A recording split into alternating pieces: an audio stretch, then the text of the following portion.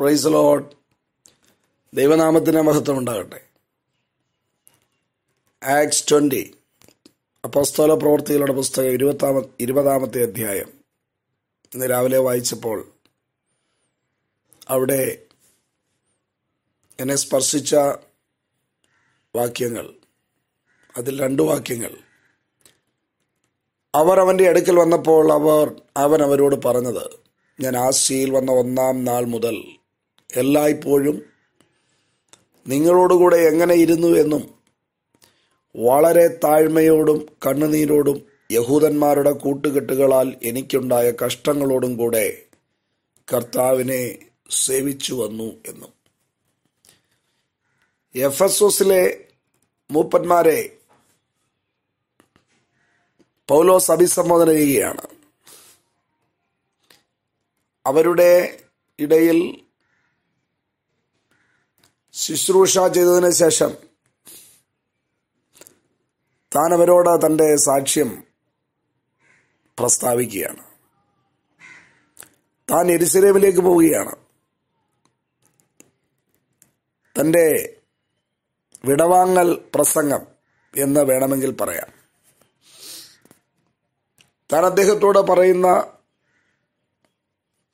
4 കാര്യങ്ങൾ ശ്രദ്ധിക്കുവാൻ ദൈവത്തിൻ്റെ ആത്മാവ് എന്നെ സഹായിച്ചു. ഒരു ദൈവദാസനെ സംബന്ധിച്ചിടത്തോളം, ഒരു സഭയുടെ എൽഡർ മൂപ്പനെ സംബന്ധിച്ചിടത്തോളം, പക്വതയുള്ള ഓരോ വിശ്വാസിയെയും സംബന്ധിച്ചിടത്തോളം ഈ 4 കാര്യങ്ങൾ പറയുവാൻ ധൈര്യമുണ്ടായിരിക്കുക, അതിനുള്ള പ്രാഗൽഭ്യം ഉണ്ടായിരിക്കുക എന്നുള്ളത് എത്രയോ നല്ല കാര്യമാണ്. എത്രയോ മാതൃകയായ ഒരു, നമുക്ക് മാതൃകയാക്കാവുന്ന ഒരു വിടവാങ്ങൽ പ്രസംഗമാണ്, സാക്ഷ്യമാണ് അപ്പോസ്തലനായ പൗലോസ് ഇവിടെ നൽകുന്നത്. താൻ പറയുകയാണ്, ഞാൻ ആസ്യയിൽ വന്ന 1-ാം നാൾ മുതൽ എല്ലായ്പ്പോഴും നിങ്ങളോടുകൂടെ എങ്ങനെ ഇരുന്നു എന്നും. നമ്മൾ ശ്രദ്ധിക്കേണ്ട ഒരു കാര്യമാണ്. ഒരു ദൈവദാസന്റെ, പക്വതയുള്ള ഒരു വിശ്വാസിയുടെ ജീവിതം, അതിൻ്റെ ഏറ്റവും പ്രധാനപ്പെട്ട ഒരു ലക്ഷണം അതിൻ്റെ ട്രാൻസ്പെറൻസിയാണ്. പൗലോസ് പറയുകയാണ്, ഞാൻ എങ്ങനെ ഇരുന്നു എന്ന് നിങ്ങൾ അറിയുന്നു. I had nothing to hide. എനിക്കൊന്നും മറച്ചു വെക്കാനില്ലായിരുന്നു. എൻ്റെ അക്കൗണ്ട് നിങ്ങൾക്ക് കാണാം. അതെ, ദേവദാസന്മാരുടെ അക്കൗണ്ട്, ബാങ്ക് അക്കൗണ്ട് ഏത് സമയത്തും വിശ്വാസിക്ക് പരിശോധിക്കണമെങ്കിൽ പരിശോധിക്കാവുന്ന തരത്തിലായിരിക്കണം നമ്മളുടെ അക്കൗണ്ട്. തീർച്ചയായിട്ടും നമുക്കറിയാമല്ലോ, ഇലക്ഷനിൽ നാമനിർദ്ദേശ പത്രിക സമർപ്പിക്കുമ്പോൾ ഇവിടുത്തെ രാഷ്ട്രീയ പാർട്ടികളുടെ ആളുകൾ അവരുടെ ബാങ്ക് വിവരങ്ങൾ പ്രദർശിപ്പിക്കേണ്ടതുണ്ട്. ഇവിടുത്തെ സിവിൽ സർവൻസ്, IAS ഉൾപ്പെടെയുള്ളവർ തങ്ങളുടെ ബാങ്ക് സ്റ്റേറ്റ്മെൻറ്റുകൾ ഏത് സമയവും പരിശോധിക്കുവാൻ അത് സർക്കാരിന് കണക്ക് കൊടുക്കേണ്ടതുണ്ട്. അങ്ങനെയാണെങ്കിൽ ഓരോ ദൈവദാസനും തൻ്റെ അക്കൗണ്ട്സ്, തൻ്റെ അക്കൗണ്ട് ബുക്ക് ഏത് സമയവും തൻ്റെ സീനിയേഴ്സിന്, ലോകത്തിലെല്ലാവർക്കും വേണമെന്നില്ലെങ്കിലും എല്ലാവരെയും പരസ്യമായി കാണിക്കേണ്ട ആവശ്യം ഒരുപക്ഷെ ഇല്ലെങ്കിൽ പോലും തങ്ങളുടെ സീനിയേഴ്സിന് തീർച്ചയായിട്ടും അത് കാണാൻ ഉള്ള അവസരം നൽകണം. ഞാനൊരു സഭയുടെ പാസ്റ്ററാണെങ്കിൽ ആ സഭയുടെ ഉത്തരവാദിത്തപ്പെട്ടവർക്ക് അവർ ചോദിച്ചാലും ഇല്ലെങ്കിലും വർഷത്തിലൊരിക്കലെങ്കിലും നമ്മുടെ ബാങ്ക് അക്കൗണ്ട് ഡീറ്റെയിൽസ് കാണിക്കുന്നത് നല്ലതാണ്. നല്ലതാണെന്നല്ല, അതാണ് മാതൃക. എന്ന് പറഞ്ഞാൽ എനിക്ക് ഉള്ള വരുമാനം ഞാൻ എങ്ങനെ എൻ്റെ പണം ചിലവഴിക്കുന്നു എന്നുള്ളത് എൻ്റെ സഭ അറിയണം. ഞാൻ എത്ര പണമാണ് സ്വരൂപിച്ചു വെച്ചിരിക്കുന്നത് എന്നുള്ളത് എൻ്റെ പേരിൽ, എൻ്റെ മക്കളുടെ പേരിൽ, അത് സഭ അറിയണം. കാരണം നമ്മളെന്താ പ്രസംഗിക്കുന്നേ? ഈ ലോകം ശാശ്വതമല്ല. ഇതെൻ്റെ വീടല്ല. ഇന്നലെ കഴിഞ്ഞ ദിവസം എൻ്റെ ഒരു കൂട്ടുകാരൻ്റെ ഒരു കാറിൽ അതിൻ്റെ പുറകിൽ എഴുതിയിരിക്കുന്നു, my home is in heaven, I am just passing through, I am just travelling through this world. Doctor Billy ഗ്രഹാമിൻ്റെ പ്രസിദ്ധമായ വാക്കുകളാണ്. ഈ ലോകം എൻ്റെ വീടല്ല, ഞാൻ ഈ വഴി കടന്നു പോകുന്നു എന്നേ ഉള്ളൂ. നമ്മുടെ ബാങ്ക് അക്കൗണ്ട് അതായിരിക്കണം പ്രതിഫലിപ്പിക്കുന്നത്. ദൈവദാസന്മാരുടെ വീട്, വാഹനം, നമ്മുടെ വസ്ത്രം, നമ്മുടെ ഭാവങ്ങൾ, ഇതൊക്കെ കാണുമ്പോൾ മറ്റുള്ളവർ പറയണം, ഇയാൾ ഈ നാട്ടുകാരനല്ല.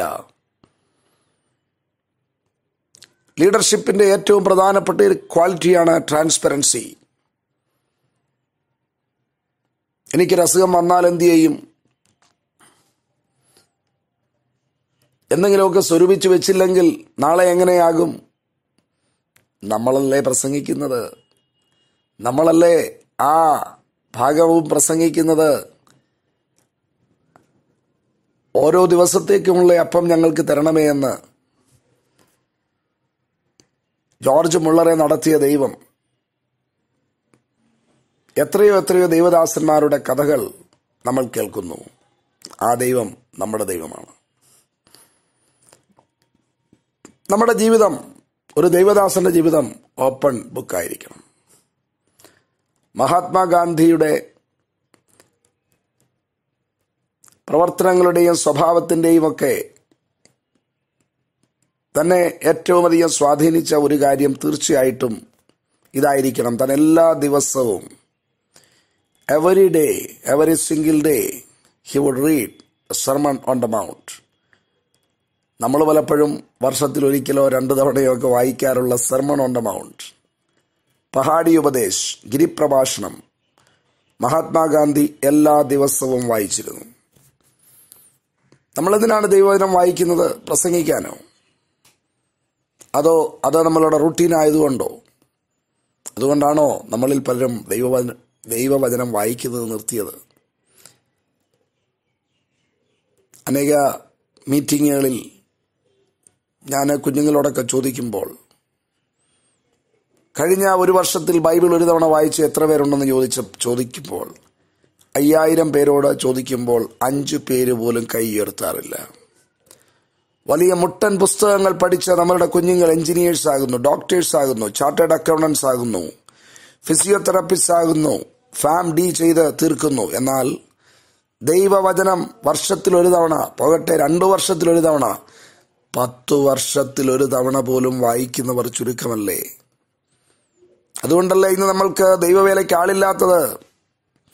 അതുകൊണ്ടല്ലേ ദൈവദാസന്മാരുടെ മക്കൾ പോലും ദൈവവേലയിലേക്ക് കടന്നു വരാത്തതിൻ്റെ ഒരു കാരണം, അവരുടെ പഠനത്തിന്റെ തിരക്കിൽ അവർ ദൈവവചനം ധ്യാനിക്കുന്നില്ല. ദൈവവചനം ധ്യാനിക്കുന്നില്ലെങ്കിൽ നമുക്ക് ദൈവദാസന്മാരെ കിട്ടുകയില്ല. ക്വാളിറ്റിയുള്ള ദൈവദാസന്മാരെ കിട്ടണമെങ്കിൽ നമ്മുടെ കുഞ്ഞുങ്ങൾ ചെറുപ്പം മുതൽ ദൈവവചനം ധ്യാനിക്കുന്നവരായിരിക്കണം. അതുകൊണ്ട് മാത്രം എല്ലാവരും ദൈവവേലക്കാരാകുമെന്നല്ല പറഞ്ഞത്. നമ്മൾക്കറിയാം, ഡോക്ടർ ബില്ലി ഗ്രഹാമിൻ്റെ 2 മക്കൾ. ഫ്രാങ്ക്ലിൻ ഗ്രഹാം ഒരു സമയം താൻ തീർത്തും ദൈവത്തിൽ നിന്നും അകന്നുപോയി. തൻ്റെ ഒരു മകൾ, താൻ ദൈവത്തിൽ നിന്നും തൻ്റെ കുടുംബജീവിതം പരാജയപ്പെട്ട സ്ഥിതിയൊക്കെ ഉണ്ടായി. എന്നാൽ നമ്മൾ ചെയ്യേണ്ട അത്യാവശ്യമുള്ള കാര്യങ്ങൾ അത് നമ്മൾ തീർച്ചയായും ചെയ്യണം. പൗലോസ് അപ്പോസ്തലന്റെ പ്രത്യേകത, താൻ പറയുന്നു, ഞാൻ ആസിയിൽ വന്ന 1-ാം നാൾ മുതൽ എല്ലായ്പ്പോഴും നിങ്ങളോടുകൂടെ എങ്ങനെ ഇരുന്നു എന്ന് നിങ്ങൾ അറിയുന്നു. I had nothing to hide, my life was an open book.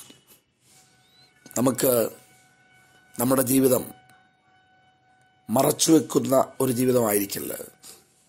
അത് നമ്മളുടെ സ്വഭാവം തന്നെയായിരിക്കണം, അത് നമ്മളുടെ രീതിയായിരിക്കണം.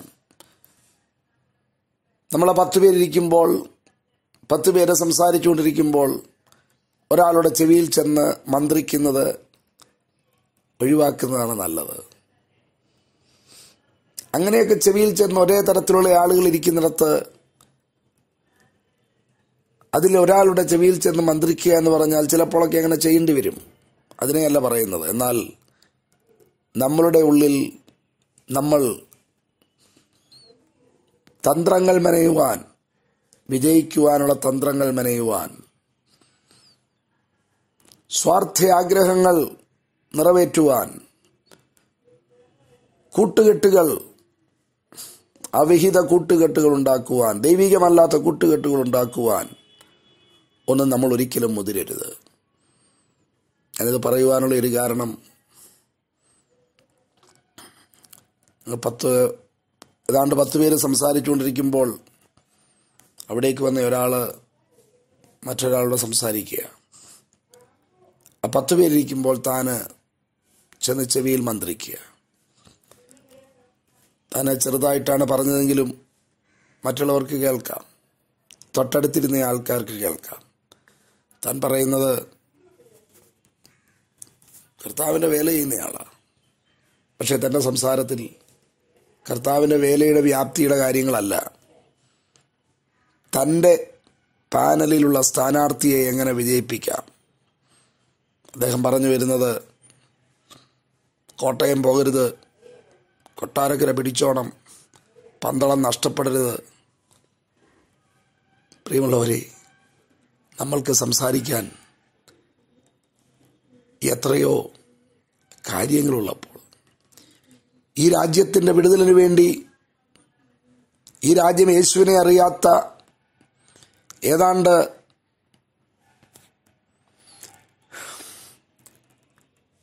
3 ലക്ഷം ഗ്രാമങ്ങൾ എന്ന് പറഞ്ഞാൽ 3 ലക്ഷം ഗ്രാമങ്ങളിൽ ഓരോ ഗ്രാമങ്ങളിലും ഏതാണ്ട് 5 തരം ജാതികൾ ഉണ്ടായിരിക്കും ഓൺ ആൻ ആവറേജ്.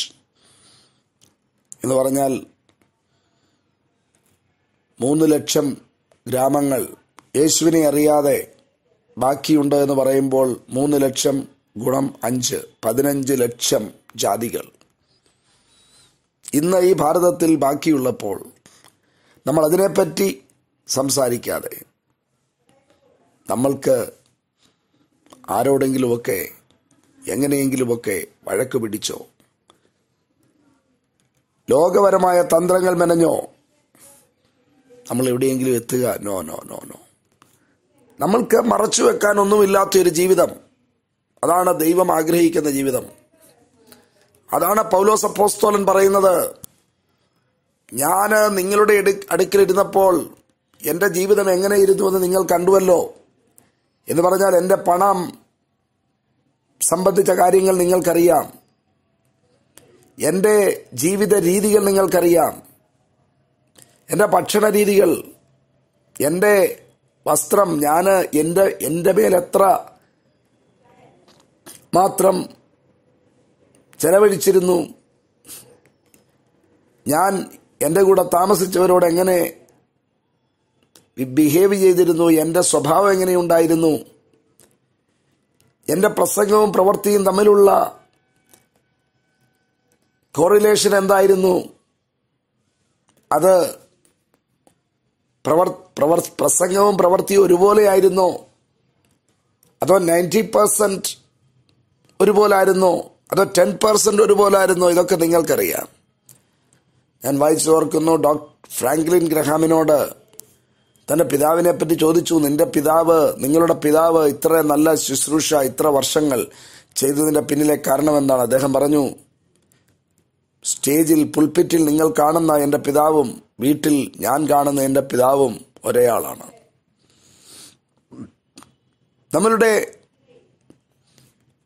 നമ്മളുടെ ആഗ്രഹം അതായിരിക്കണം. ജോലിസ്ഥലത്തും വീട്ടിലും ഒരുപോലെയുള്ള ജീവിതം, സഭാരാധനയിലും അതിന് വെളിയിലും ഒരുപോലെയുള്ള ജീവിതം. നമ്മൾക്കൊന്നും മറച്ചു വെക്കാനുണ്ടാകരുത്. ഹിപ്പോക്രസി കർത്താവ് ഏറ്റവും വെറുക്കുന്ന ഒരു കാര്യമാണ്. അതെ, പരീശന്മാരുടെ ഹിപ്പോക്രസിയെ നോക്കിക്കൊണ്ടാണ് യേശു പറഞ്ഞത്, നിങ്ങൾക്ക് അയ്യോ കഷ്ടം, മറച്ചു വെക്കേണ്ട ആവശ്യമുള്ള നമ്മുടെ പ്രിയപ്പെട്ടവരോട്, ദൈവത്തോട്, കൂട്ടുപ്രവർത്തകരോട്, സഭയോട് ഒന്നും മറച്ചു വെക്കാനില്ലാത്ത ഒരു ജീവിതമാണ് നമ്മൾ ആഗ്രഹിക്കേണ്ടത്. അതാണ് പൗലോസ് അപ്പോസ്തലൻ തന്നെപ്പറ്റി പറയുന്നത്. ഞാൻ എങ്ങനെ ജീവിച്ചു എന്ന് നിങ്ങൾ നന്നായി അറിയുന്നു. എനിക്ക് ചുറ്റും എനിക്കൊരു എന്നെ പ്രൊട്ടക്റ്റ് ചെയ്യുന്ന ഒരു ഗ്രൂപ്പിനെ ഒന്നും ഉണ്ടാക്കേണ്ട ആവശ്യം എനിക്കില്ലായിരുന്നു. കാരണം അങ്ങനെയൊന്നും എൻ്റെ പക്കലില്ലായിരുന്നു. യേശുക്രിസ്തുവിനോട് ചോദിച്ചു, നീ എവിടെ താമസിക്കുന്നു? യേശു പറഞ്ഞു, വന്ന് കാൺമീൻ. യേശുവിനൊന്നും മറച്ചു വെക്കാനില്ല. എപ്പോൾ വേണമെങ്കിലും ആർക്ക് വേണമെങ്കിലും വന്ന് കാണാവുന്ന ഒരു ജീവിതമായിരുന്നു യേശുവിൻ്റേത്. നമ്മുടെ ഉള്ളിൽ, നമ്മുടെ വീട്, നമ്മൾ ശേഖരിച്ചു വെച്ചിരിക്കുന്ന കാര്യങ്ങൾ, അതൊക്കെ അങ്ങനെ ആയിരിക്കണമെന്നാണ് ദൈവം ആഗ്രഹിക്കുന്നത്. ലോകം കണ്ടിട്ടുള്ളതിൽ വെച്ച് ഏറ്റവും വലിയ ക്രിസ്തീയ നേതാവ് യേശു കഴിഞ്ഞാൽ പറയുന്നു, my life was an open book. I have nothing to hide. You have seen how my life was. എൻ്റെ ജീവിതം ഒരു തുറന്ന പുസ്തകമായിരുന്നു. എനിക്കൊന്നും മറച്ചു വെക്കുവാനില്ലായിരുന്നു. വീണ്ടും പറയട്ടെ, ബഹുമാനപ്പെട്ട ദൈവദാസന്മാരെ, ദൈവമക്കളെ, നമുക്ക് ദൈവം തരുന്ന ജീവിതം അത് കൂട്ടിവെക്കുവാനുള്ളതല്ല. നമുക്ക് ദൈവം തരുന്ന റിസോഴ്സസ് അത് കൂട്ടിവെക്കുവാനുള്ളതല്ല, അത് ഉപയോഗിക്കുവാനുള്ളതാണ്. നമുക്ക് ചുറ്റും വലിയ ആവശ്യങ്ങളുണ്ട്. നമ്മുടെ ജീവിതം അനേകർക്ക് പ്രയോജനപ്പെടണം. നമ്മൾക്ക് വേണ്ടി കൂട്ടിവെക്കുവാനല്ല. ഒരുവൻ തൻ്റെ ജീവനെ അതിനെ സൂക്ഷിച്ചു വെക്കുന്നുവെങ്കിൽ അതിനെ കളയുന്നു. അത് കളയുന്നുവെങ്കിൽ, ദൈവത്തിന് വേണ്ടി അതിനെ കളയുന്നുവെങ്കിൽ, നിത്യജീവനായി അതിനെ ശേഖരിക്കുന്നു. താഴോട്ടുള്ള ഭാഗങ്ങളും കാണുമ്പോൾ നമുക്ക് മനസ്സിലാകുന്ന അതാണ്. പൗലോസ് അപ്പോസ്തലൻ തൻ്റെ ജീവനെ കളയുവാൻ വേണ്ടി തയ്യാറായി. തനിക്ക് മനസ്സിലായി, ഇതാണ് യഥാർത്ഥത്തിൽ നിത്യരാജ്യത്തിന് വേണ്ടി എൻ്റെ ജീവനെ ശേഖരിക്കുവാനുള്ള ഏറ്റവും നല്ല വഴി. നമുക്ക് നൽകിയിരിക്കുന്ന ജീവിതം എത്രയും വേഗം അത് നമ്മുടെ ആയുസ്സിൻ്റെ അവസാന സമയങ്ങളിലേക്ക് പോകുന്നത് കാത്തിരിക്കാതെ എത്രയും വേഗം നമ്മുടെ ആരോഗ്യം, നമ്മുടെ സമയം, നമ്മുടെ വിഭവങ്ങൾ ദൈവത്തിന് വേണ്ടി നൽകുവാൻ നമുക്ക് തയ്യാറാകാം. അതിനെ മറച്ചു വെക്കാതെ ഇരിക്കാം. നമ്മുടെ കുഞ്ഞുങ്ങൾ, അവരെ കർത്താവിന് വേണ്ടി നൽകാം. നൽകുക എന്ന് പറഞ്ഞാൽ അവർ കേൾക്കെ നമുക്ക് പ്രാർത്ഥിക്കുകയെങ്കിലും ചെയ്യാം. കർത്താവേ, എൻ്റെ മകൻ, എൻ്റെ മകൾ യേശുവിൻ്റെ നാമവുമായി പോകുവാൻ, അവൻ യേശുവിന് വേണ്ടി തൻ്റെ ജീവിതം നൽകുവാൻ ഞാൻ ആഗ്രഹിക്കുന്നു എന്ന് നമുക്ക് ഹൃദയത്തിൽ പ്രാർത്ഥിക്കാം. അവരെ കേൾക്കെ പ്രാർത്ഥിക്കാം.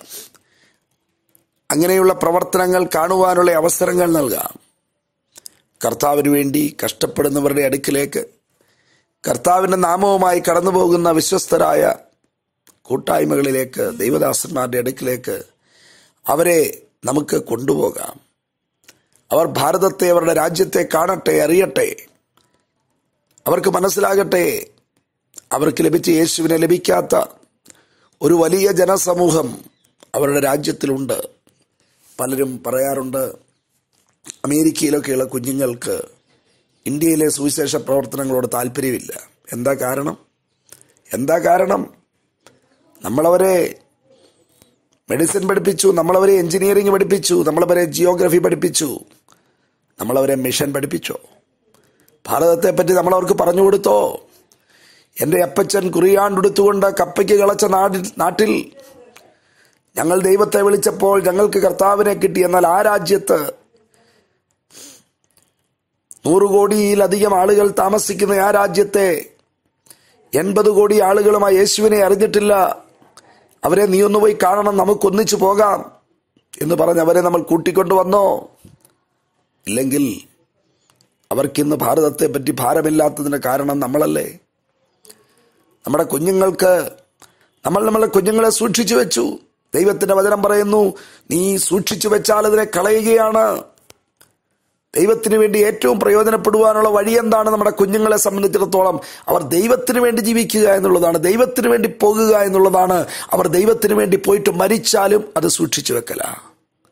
നമ്മൾ അവരെ ദൈവത്തിൽ നിന്നും, നമ്മളവരെ ലോകത്തിന്റെ കഷ്ടപ്പാടുകളിൽ നിന്നും സൂക്ഷിച്ചു വെച്ചാൽ നമ്മളതിനെ കളയുകയാണ്. ദൈവം നമ്മളെ സഹായിക്കട്ടെ. അപ്പോസ്തലനായ പൗലോസ് പറയുന്നു, എൻ്റെ ജീവിതം നിങ്ങൾ കണ്ടു. പ്രിയമുള്ളവരെ, ഒന്നും മറച്ചു വെക്കാനില്ലാത്തൊരു ജീവിതം. അതാണ് ഒരു അപ്പോസ്തലന്റെ ജീവിതം.